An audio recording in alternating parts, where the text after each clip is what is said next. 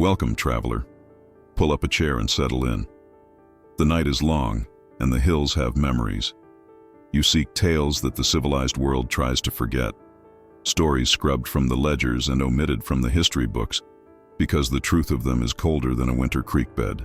Tonight we journey back, not to a place of grand battles or famous heroes, but to a forgotten fold in the earth, a deep, damp holler in the Missouri Ozarks, circa 1893. We are talking about a place called Redemption Hollow, and the man who ruled it with a soft voice and an iron shadow. This is the story of a man who proved that the deepest darkness often wears the brightest robes. This is the story of Father Amos Granger. If you're finding your way here for the first time, and you appreciate tales from the dark corners of history, please consider subscribing to our channel. We dredge up the stories that were meant to be buried, and we'd be honored to have you join our congregation. To understand the evil of Amos Granger, you must first understand the land that shielded him. Redemption Hollow wasn't a town, it was a scar. Tucked away deep in the Boston Mountains of the Ozark Plateau, it was a place the mapmakers had forgotten, and the law had long since conceded.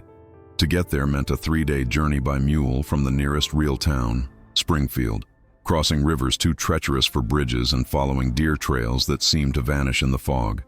The people here were cut from hickory and granite. They were Scots-Irish stock mostly, families who had fled the ravages of the war between the states, or perhaps the judgment of a courtroom further east. They lived by a code older than the Constitution.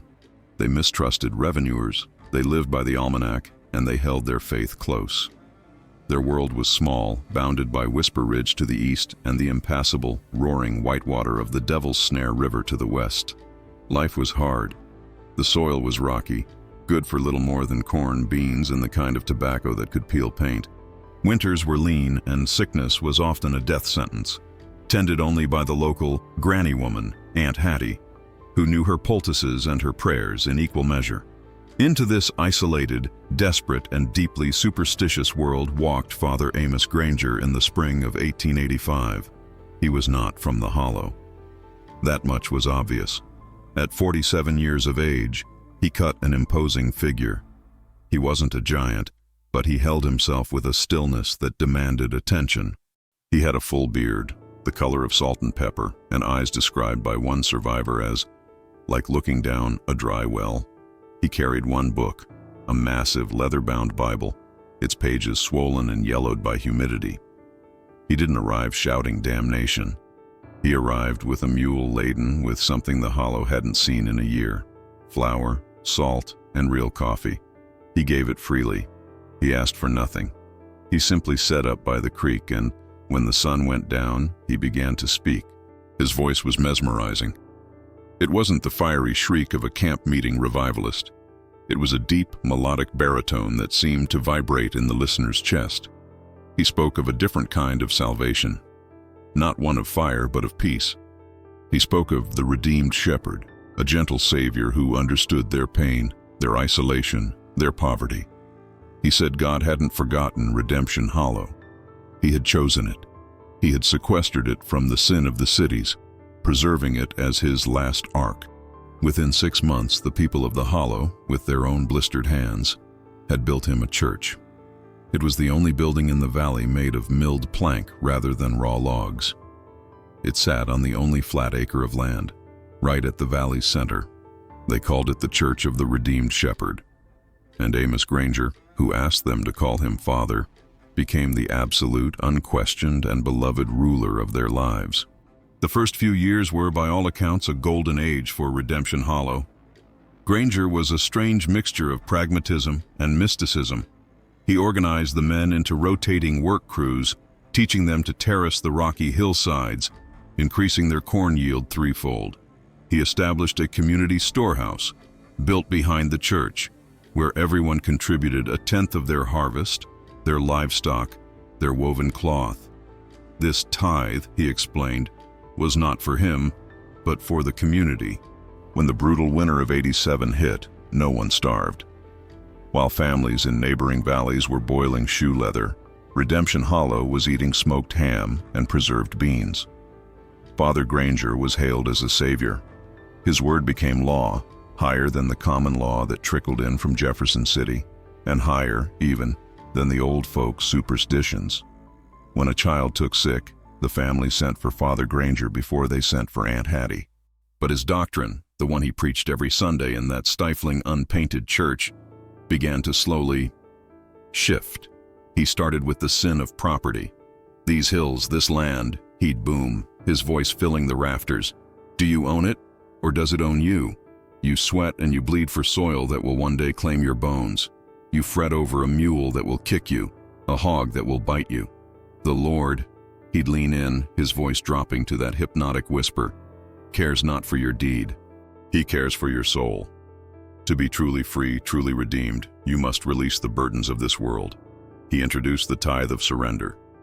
It was voluntary, of course, but the first family to do it, the impoverished Odells, who had nothing but a rocky plot and 6 hungry children, were lauded. They signed their deed over to the Church of the Redeemed Shepherd. In return, they were moved into a newly built cabin closer to the church, and they ate directly from the community storehouse. They no longer worked their own land. They worked the Lord's land, which was now, legally, Father Granger's land. Others followed. The stubborn and the proud, like the McAvoy family, held out. Jedediah McAvoy was a quiet man, a veteran of the war who had seen too much to be easily swayed by a man with soft hands and a silver tongue. He and his wife, Sarah, kept to their own farm, paid their small tithe to the storehouse, and attended Sunday service out of obligation, sitting in the back pew. Granger never pressured them. He didn't have to. He simply smiled at Jedediah, that dry, knowing smile. Then Granger introduced the final piece of his theology, the doctrine of the final tithe. "You have given your corn," he preached, the sweat glistening on his temples. "You have given your land. You have given your worldly possessions. But the shepherd asks for one last gift.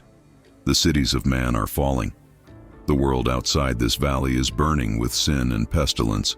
Soon the Lord will call his flock home. But to be ready for the New Jerusalem, you must be cleansed of this world entirely. You must give the final tithe, the tithe of the self." The congregation was rapt. They didn't understand what it meant, not really. It sounded like poetry, like the ultimate devotion. They had no idea it was, in fact, a confession. The first to truly test Father Granger's authority was Silas Croft. Silas was 20, strong as an ox, and possessed a dangerously inquisitive mind. He was also secretly in love with Eliza McAvoy, Jedediah's daughter. Silas worked his family's farm, but he'd also spent a year working a flatboat on the Mississippi and had seen St. Louis. He wasn't as insulated as the others. Silas noticed things. He noticed that the community storehouse was always full, yet the provisions given out seemed to be getting leaner. He noticed that Father Granger's own cabin, built adjacent to the church, was discreetly improved with glass windows brought in from outside, and that the preacher always seemed to have tobacco and coffee, even when the rest of the hollow was smoking dried mullein leaf and drinking chicory root. Silas made his mistake in public. After a Sunday service, he stood up. The church went silent. "Father Granger," Silas said, his voice respectful but firm, "I've been reckoning on the numbers. The storehouse took in nigh on 400 bushels of corn this harvest, and we've got 30 families in this holler. By my measure, we're eating less than we did before we started the community tithe.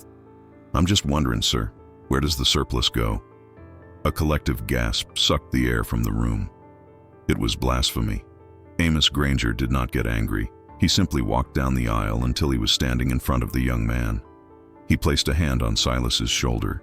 The congregation held its breath, expecting thunder. "Silas, my son," Granger said, his voice filled with a terrible, aching sadness, "your mind is sharp. It is a gift from God. But you use it for the devil's arithmetic. You count kernels of corn when you should be counting your blessings. You have forgotten. The surplus does not belong to us. It belongs to him. We are building his kingdom, and a kingdom requires tribute. We send our finest offerings downriver, to the righteous who are fighting the bankers and the sinners in the godless cities. We are funding the ark, my boy." He smiled, and the menace was so subtle, only Jed McAvoy, sitting in the back, seemed to feel the cold of it. "You have a good heart, Silas," Granger continued, patting his shoulder, "but your faith is weak. You must pray on it. Come see me tonight after sundown. We will pray together." We will find your faith again, in the dark, just you and me and the Lord." Silas Croft looked relieved. He nodded. "Yes, Father. Thank you, Father." Silas was seen walking toward the church that evening, just as the Whip-Poor Wills began their nightly call. He was never seen again. When his mother, frantic, asked Granger where her son was the next day, Granger looked at her with profound pity. "He was in a crisis of faith, Sister Croft. He confessed to me that his heart was full of the world. He said he couldn't bear the sin of his own doubt." Granger motioned to the road leading out of the valley. "He has gone. He said he was going to St. Louis, to find himself in the world of sin he so clearly loves. He has forsaken us. We must pray for his lost soul." Mrs. Croft collapsed, weeping. The Hollow accepted it. But Jedediah McAvoy didn't. He knew Silas was tough, but he also knew Silas would never have left without saying goodbye to Eliza. That evening, Jed walked the path from the Croft farm to the church, his eyes on the ground. He found nothing.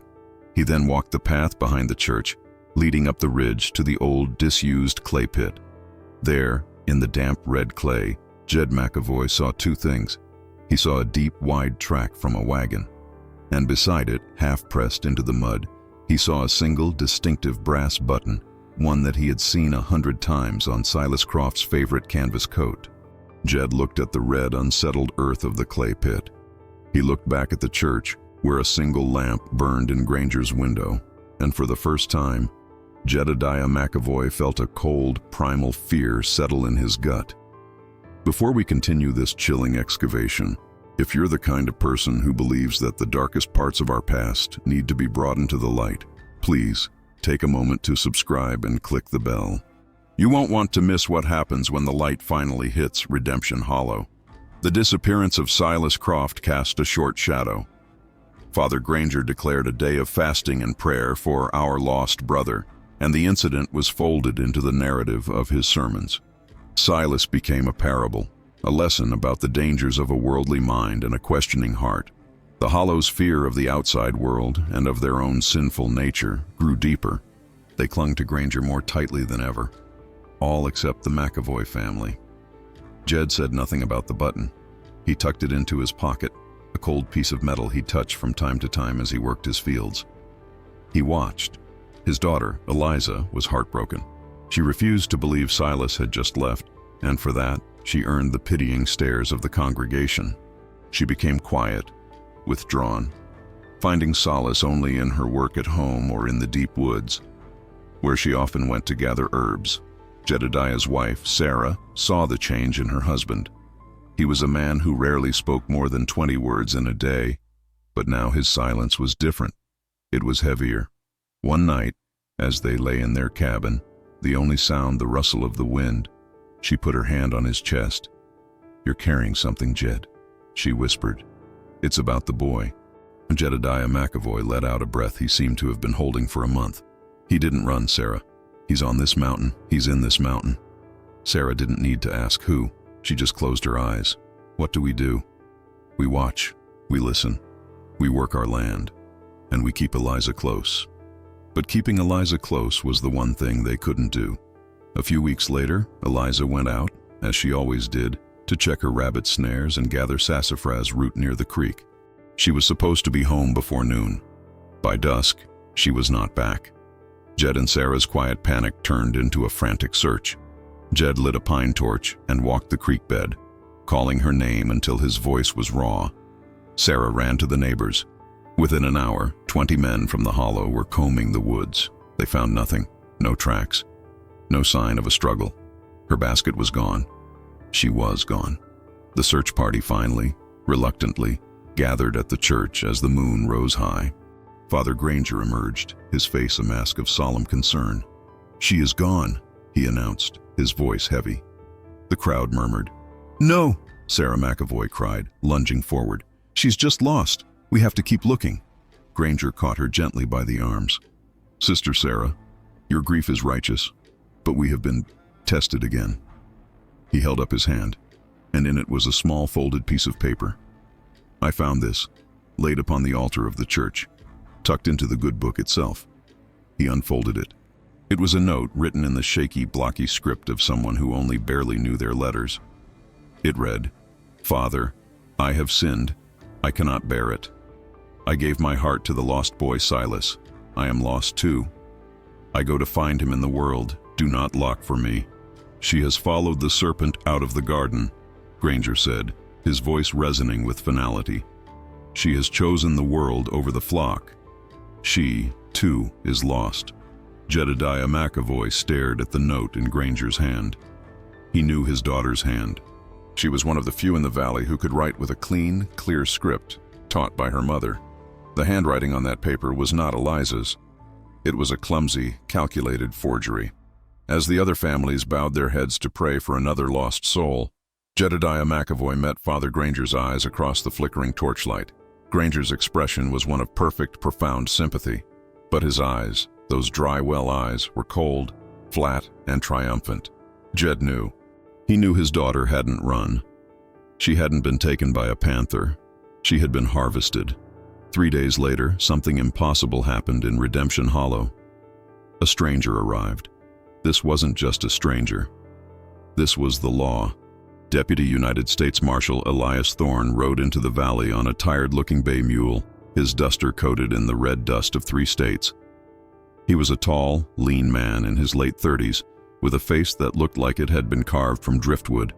He wore his pistol high on his hip, and his eyes, unlike Granger's, missed nothing. He rode directly to the center of the hollow, dismounted in front of the church, and tied his mule to the hitching post. The valley went silent. Men stopped chopping wood. Women vanished from their porches.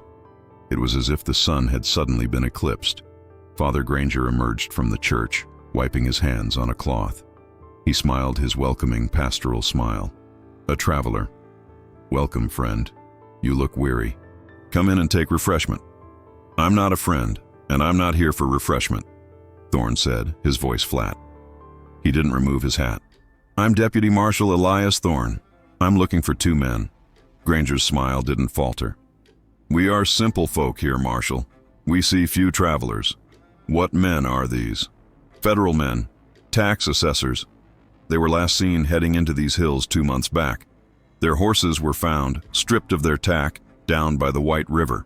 Their satchels," Thorne paused, "and their persons were not." This was, in fact, a partial lie. Thorne was looking for the assessors, but he was also investigating a string of disappearances that had been reported by families in Springfield, families whose kin had gone to find God in the Ozark hills and had never been heard from again. All trails, all whispers, eventually led to Redemption Hollow. "Assessors?" Granger chuckled warmly. "Oh, Marshal, you'll find no bankers here. We are poor folk. We have nothing the government could possibly want. I'm afraid your men must have passed us by. Probably took the wrong fork at the river and ended up in Arkansas territory. A dangerous place, I'm told." Thorne stared at the preacher for a long moment. "You the man in charge here? You the law?" "There is no law here but God's law, Marshal," Granger said softly. "I am merely his humble servant, Father Amos Granger." "I see," Thorne said. He gestured to the church, the storehouse, the neat rows of cabins. "And God's law provides well, it seems. I'll need a place to bed down my mule and myself. I'll be asking questions of your flock in the morning." Granger's smile tightened, just a fraction. "Of course. The community is open to you, but you will find our people shy. They are not used to the outside world, and they are grieving." "Grieving?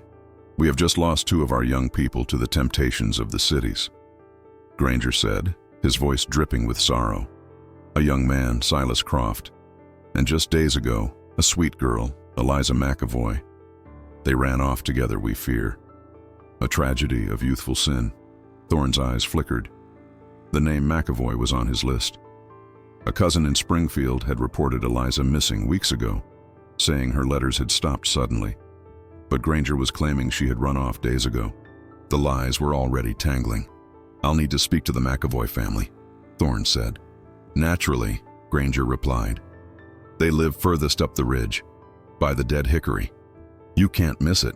As Thorne turned to lead his mule, he saw a man standing at the edge of the clearing, holding an axe. The man was gaunt, his eyes hollowed out, but they burned with an intensity that Thorne recognized. It wasn't the dull obedience of the other valley folk. It was rage, banked like a coal. It was Jedediah McAvoy. Their eyes met, and in that instant, Thorne knew two things. Amos Granger was lying, and this man, Jed McAvoy, knew it too. Deputy Thorne didn't go to the McAvoy cabin, not directly. He made a show of checking the creek, mapping the valley in his head, and then camping near the mouth of the hollow, far from the church.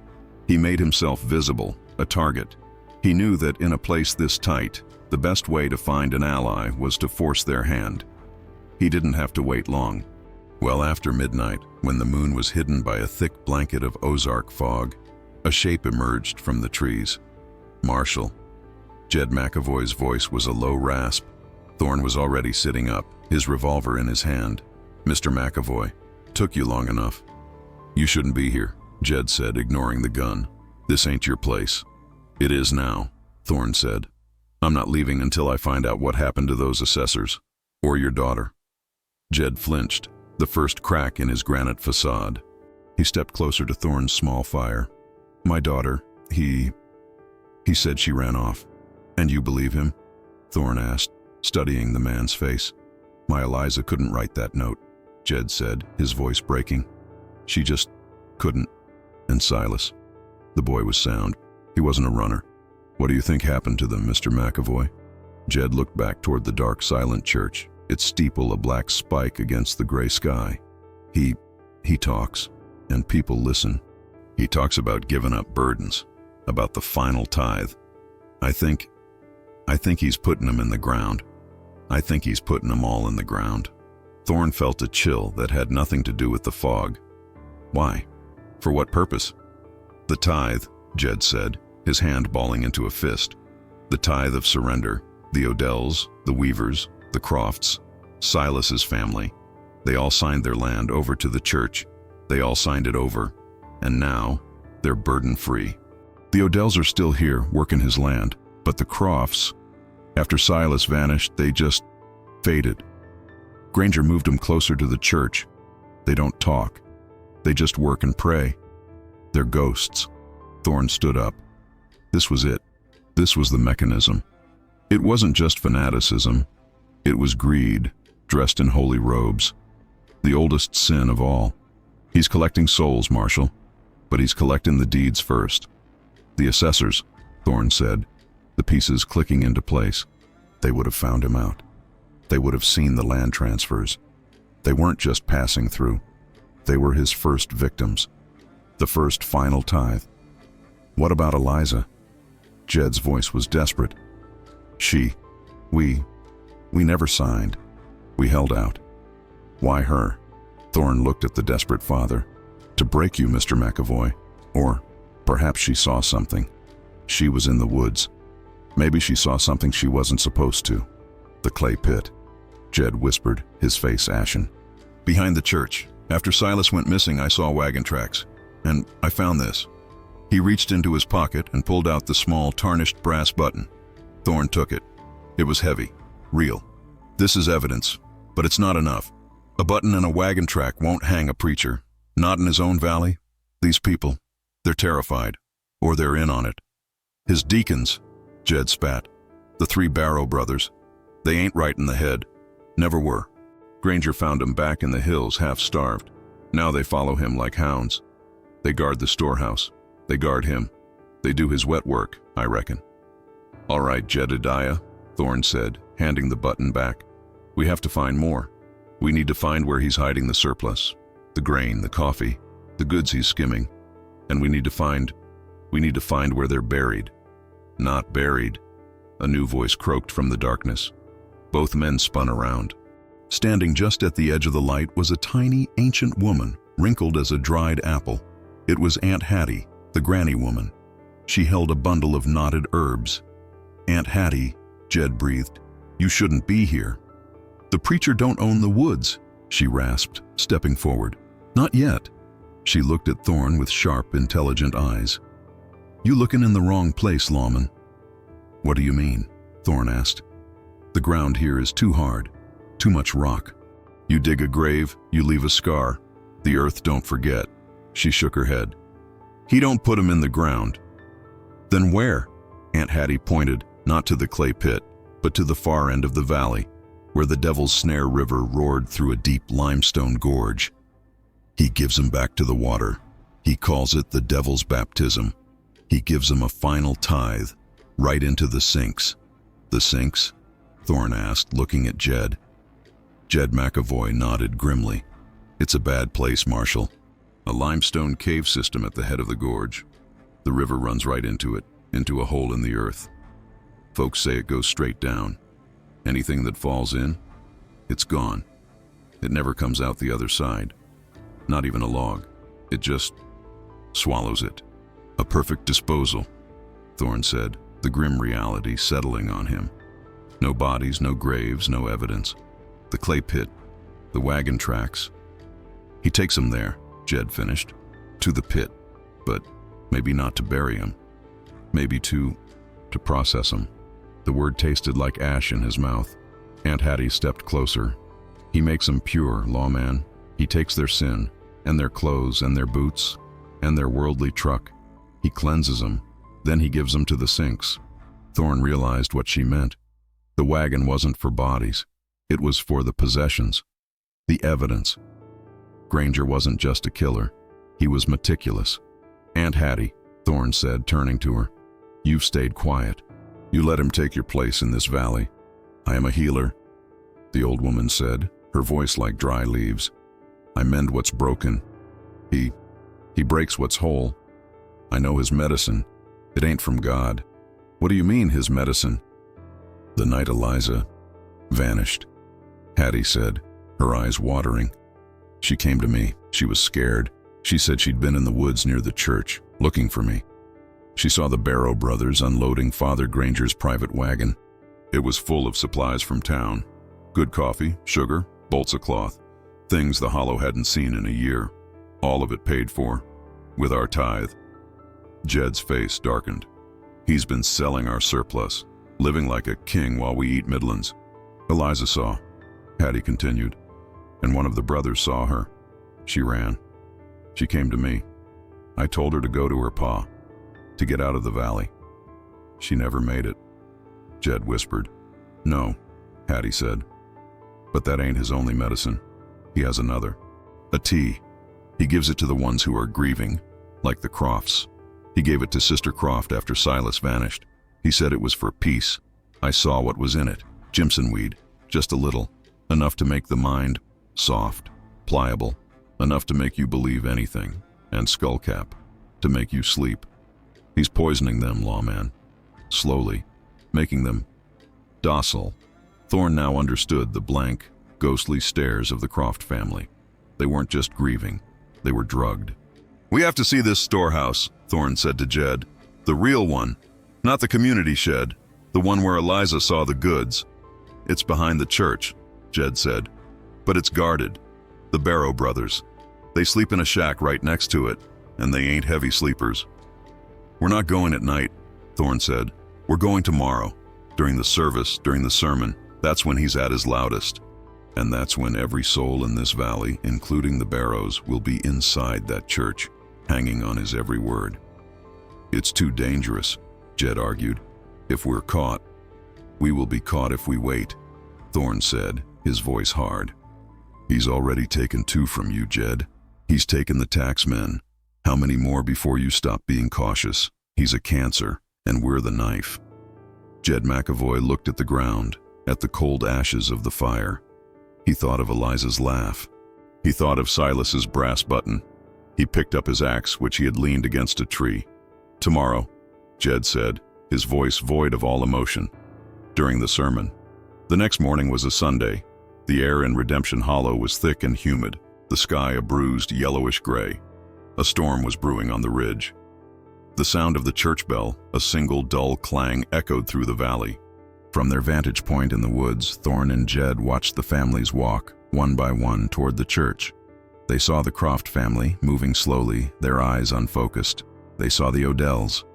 They saw the Barrow brothers, 3 hulking, bearded men, their faces blank, enter the church and take their usual spot in the front pew. They were Granger's honor guard. Finally, the music started. a mournful, droning hymn. And then, Father Granger's voice began. It rose and fell, a hypnotic cadence. He was preaching about the serpent in their midst, about the test that the lawman had brought to their garden. "Now," Thorne said. They moved quickly, slipping from the trees and crossing the clearing behind the church. The main community storehouse was, as Jed had said, a simple log crib. But behind it, tucked against a rock overhang and obscured by overgrown rhododendrons, was another, newer building. It was built of plank, like the church, and it had a thick, padlocked door. Jed, who had worked as a blacksmith during the war, produced a thin piece of iron from his boot. "Let's see if his lock is as strong as his faith." It took him less than a minute. The heavy padlock clicked open. Thorne eased the door open, his revolver drawn. The stench hit them first, not of rot, but of spices, cured tobacco, and coffee. Their eyes adjusted to the dim light. It was a treasure trove. Barrels of flour were stacked to the ceiling. Crates of canned peaches and oysters from Baltimore. Bolts of fine wool and calico. Tins of coffee. Jars of sugar. But that wasn't the worst of it. Against the back wall was a separate, more organized section. Thorne lifted his lantern. He saw a neat pile of men's boots, all worn, all patched. He saw a stack of canvas coats. On the top one, Thorne saw a row of brass buttons, identical to the one in Jed's pocket. "Silas," Jed breathed, his hand trembling as he reached for the coat. "Don't touch it," Thorne ordered, his voice tight. On a shelf, as if on display, were smaller items. A woman's carving, a small wooden bird, a silver locket, a set of spectacles, and a neatly folded blue calico bonnet. Jed made a noise, a strangled sob. He stumbled back, grabbing the doorframe. That's Eliza's. Her granny made her that bonnet. It was a trophy room, a pantry of stolen lives. But the most damning evidence was on a small, crude desk in the corner. Thorne shuffled through the papers. They were land deeds. The Croft farm, the Weaver farm, the Odell farm, all signed over, legally and properly, to the Church of the Redeemed Shepherd, Amos Granger, sole proprietor. And beneath them, Thorne found a ledger. It wasn't a book of sermons. It was a business ledger. On one side, in, he saw entries for corn, tobacco, cured hams. On the other side, out, he saw dates and payments from a trading post downriver in Arkansas. Granger wasn't just hoarding. He was a businessman. He was liquidating the Hollow's resources, turning their sweat into his own personal hidden fortune. "He's been selling it all," Thorne said, disgusted. "Every tithe, every pig. He's bleeding this valley dry and hiding the profits. He's not just a preacher," Jed said, his voice shaking with a cold, pure rage. "He's a thief." "He's more than that, Jed," Thorne said, holding up the ledger. "He's an accountant, and his books are balanced. He takes the land, he removes the owners, and he sells the produce. It's perfect." A sudden sound outside. The preaching had stopped. The hymn had not resumed. There was just silence. "We stayed too long," Thorne whispered, snuffing the lantern. He peered through a crack in the door. The main clearing was empty, but the church door was wide open. "They're gone," Jed said. "The service, it's over. But where did they go?" Then the sound came again, carried on the wind. It wasn't a hymn. It was a low, rhythmic chant, coming from the woods, coming from the direction of the gorge. "He's not just preaching today," Thorne said, checking the rounds in his cylinder. "He's holding a special service. He's giving another final tithe, and he's got the whole valley with him." A new terrible thought hit Jed. "The storm, the river's high. It'll be roaring. It'll wash away anything. "Let's go," Thorne said, pushing the door open. "He's not cleansing another soul." They ran, staying low in the brush, following the sound of the chanting. The path to the sinks was treacherous, a narrow goat trail that hugged the side of the limestone gorge. Below them, the Devil's Snare River, swollen by the rains, was a churning, deafening torrent of white water. The air was electric with the coming storm. The chanting grew louder, a deep, monotonous drone. It was the congregation. All of them. Thorne and Jed crawled to the edge of the overlook. What they saw below them would haunt their nightmares forever. The Sphinx was a massive circular chasm in the earth, 100 feet across. The entire river funneled into its dark, gaping maw, creating a violent, inescapable whirlpool before vanishing into the rock. Standing at the very edge of this chasm was Father Amos Granger, his arms outstretched, his Bible held high. His flock was gathered around him in a semicircle. They were swaying, their eyes glazed. Thorne could smell a cloying, sweet smoke in the air, not incense, but Hattie's peace tea burning in a censer. They were all drugged, suggestible. In the center of the circle, kneeling before Granger, was a family. The Millers, a quiet family of 4, husband, wife, and 2 young children. They were dressed in simple white shifts. "Behold," Granger's voice, even over the roar of the river, was powerful. "The Miller family, they have given their tithe of the land, they have given their tithe of possessions, and now they give the final tithe. They will be the first to enter the New Jerusalem. They will be cleansed of this world's pain, and they will be born again in the pure, redeeming water." "He's going to baptize them," Thorne whispered, horrified. "All of them. He's going to drown them," Jed snarled. The Barrow brothers, acting as deacons, stood on either side of the kneeling family, holding them firmly by the arms. Mrs. Miller was weeping softly, but not in fear, in joy. She was smiling, her eyes fixed on Granger. She truly believed. "The time of redemption is at hand," Granger roared. "Who will be next? Who among you is pure enough to join them? Who will surrender their worldly burden and be washed clean?" "We have to stop this," Jed said, raising his axe. "No," Thorne said, grabbing his arm. "Look," he pointed. "We're 2 men. He has 30, and they're bewitched. If I shoot him, they'll tear us apart. We have to break the spell. We need the one thing he can't lie his way out of." "What?" "The ledger," Thorne said, tapping the satchel he'd slung over his shoulder. "They believe he's a prophet. We have to show them he's just a thief." Granger raised his hand to give the signal. The Barrow brothers began to nudge the Miller family toward the churning water. "Now or never, Jed." Thorne stood up. "Father Granger!" he bellowed, his voice cracking like a whip. The chanting stopped. Every head snapped toward him. Granger's face, for the first time, showed a flash of pure, undiluted rage. "The serpent!" Granger shrieked, pointing at Thorne. "He has come to tempt us. Seize him! Seize the defiler!" The congregation, their eyes wild and clouded, turned. They began to move, a slow, shuffling mob. "Jed, the Barrows are mine," Thorne said, drawing his revolver. You talk to these people. They're your neighbors." "What do I say?" Jed cried as the first of the men started scrambling up the hill. "Tell them the truth," Thorne yelled. He fired his pistol, not at the men, but at the rock just above their heads. The shot echoed off the canyon walls. The crowd paused, frightened by the sound.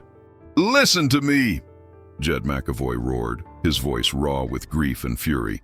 "He's a liar!" "He is poison!" Granger screamed back. "Cast him into the Sphinx! Purify the hollow!" "He's not a prophet," Jed yelled, jumping down onto the main ledge. "He's a thief! He's been stealing from you!"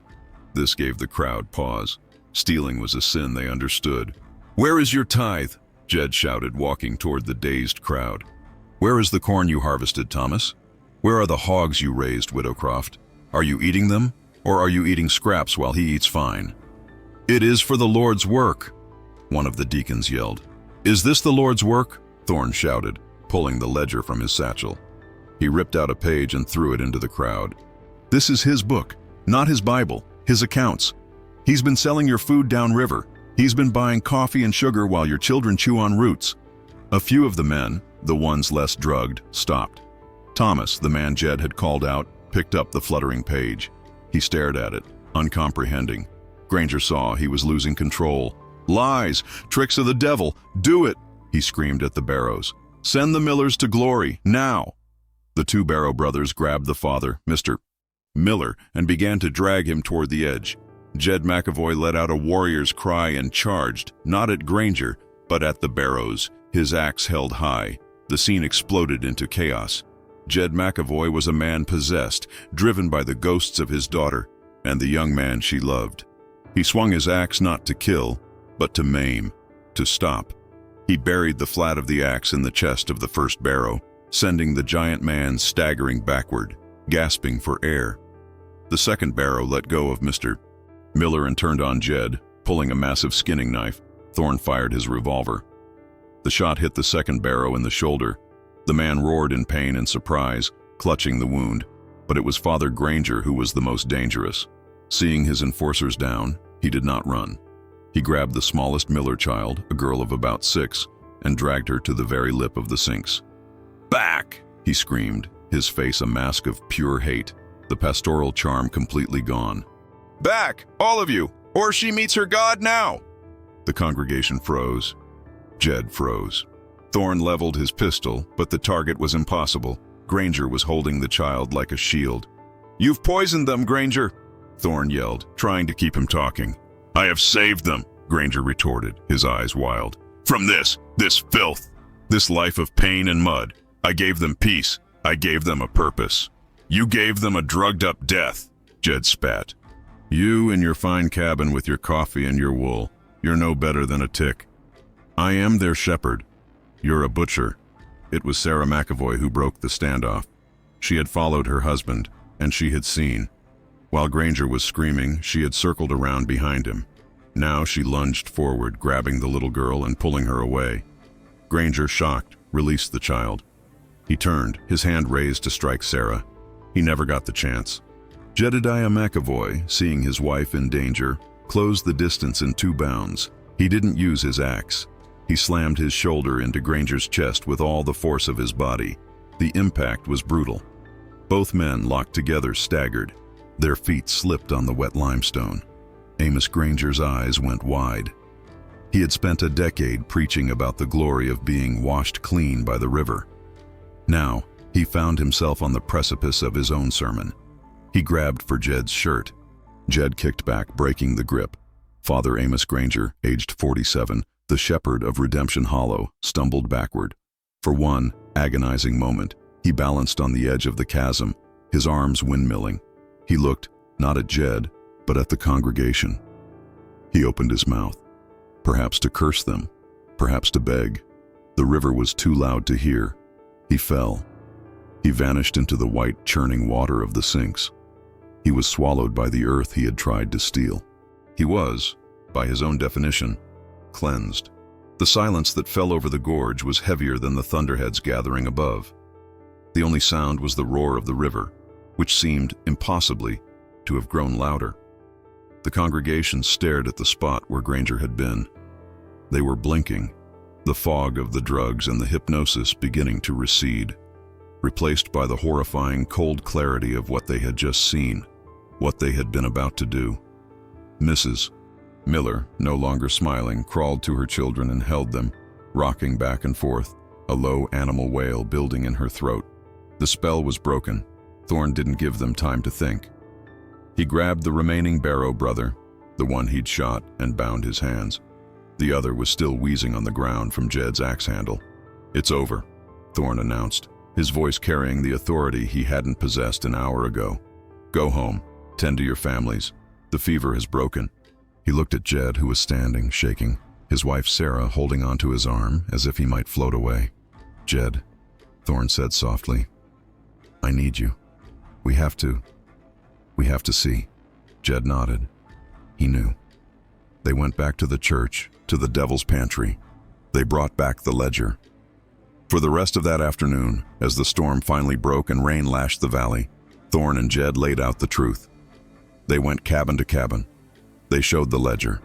They opened the secret storehouse and showed the families the stolen goods. They showed them the pile of boots, the stack of coats, and they showed them the pile of pathetic, heartbreaking trophies. Eliza's bonnet, Silas's compass, which he'd carried since he was a boy, the spectacles of the tax assessor. The grief that followed was a terrible thing. It was poisoned by shame. They had not just been robbed, they had been complicit. They had willingly handed their lives, and the lives of their children, over to the man who was systematically destroying them. They had believed his lies because it was easier than believing the hard truth of their own lives. The Crofts, slowly coming out of their drugged stupor, were inconsolable. Widow Croft held her son's canvas coat, rocking and weeping. the reality of his fate finally settling on her. The hollow had been saved from a murderer, but it had been broken by the truth. By nightfall, the men of the valley gathered in the church. The Barrow brothers, bound, were thrown on the floor in front of the altar. They were no longer large and menacing. They were just hollowed-out, broken men, their God having been proven false. "What do we do, Marshal?" Thomas the farmer asked Thorne. "What's the law say?" Thorne looked at the faces in the lantern light. They were gaunt, angry, and deeply ashamed. He knew what the law said. He should take the Barrows to Springfield. He should file a report. There would be a trial. Lawyers would come. The story would be in all the papers. The holy devil of Redemption Hollow. These people would be objects of ridicule, their faith, their gullibility, their poverty dissected by men in clean suits. "The law," Thorne said slowly, "says that these men aided in the theft of your property and in the removal of your neighbors. They should stand trial." "A trial?" Jed McAvoy spoke for the first time. His voice was dead. "Like the one he gave my Eliza? Like the one he gave Silas?" A low murmur went through the room. It was the Ozark code resurfacing. An eye for an eye. "He's right," another man said. "This is our shame, Marshal. This is our sin. It ain't for Springfield to judge. It's for us. And for God." Thorne looked at Jed. He saw a man who had lost everything, but who had, in the process, saved everyone else. Thorne walked to the Barrow brothers. He looked at them. They were sniveling, begging, blaming Granger. "It was him. He made us. He bewitched us. He'll be judged by God," Thorne said to them. "But you have to be judged by your neighbors." He turned and walked to the door of the church. He looked back at Jed. "My business here is concluded. I found the men I was looking for. Their possessions, anyway. I'll be riding out in the morning. I'll file my report that the assessors were lost to the river. An accident." He stepped out into the rain and did not look back. He did not ask what would happen to the Barrows. He didn't need to. He knew that by sunrise, Redemption Hollow would have balanced its own ledgers. Justice, in those hills, was as swift and as merciless as the river. Thorne camped by the creek, but he did not sleep. Sometime after midnight, he saw a new light in the valley. It was not a lantern. It was a bonfire. He walked to the edge of the clearing. The men of the Hollow, led by Jed McAvoy, were piling everything that had belonged to Amos Granger into a massive heap in front of the church. The contents of the secret storehouse, the crates of coffee, the bolts of cloth, the ledger, the desk, the pews from the church itself. Then they brought the bound Barrows. They threw them, weeping, onto the pile. For a moment Thorne thought they were going to burn them alive, but Jed held up a hand. He cut the ropes on the Barrows' feet. "Get," Jed said, his voice flat. "Run. You follow the river down. If you ever come back to these hills, we will not be so merciful. You will pay for the souls you helped steal." The Barrows, stunned, scrambled to their feet and ran, disappearing into the dark woods, never to be seen again. Jed McAvoy then picked up a torch. He looked at the church, the building they had all built with their own hands. It had been their hope. It had become their prison. He looked at the pile of stolen goods. "This is not ours," he said. "It is his, and we want nothing of it." He tossed the torch onto the pile. The oil-soaked wood and dry goods erupted. The flames licked at the church.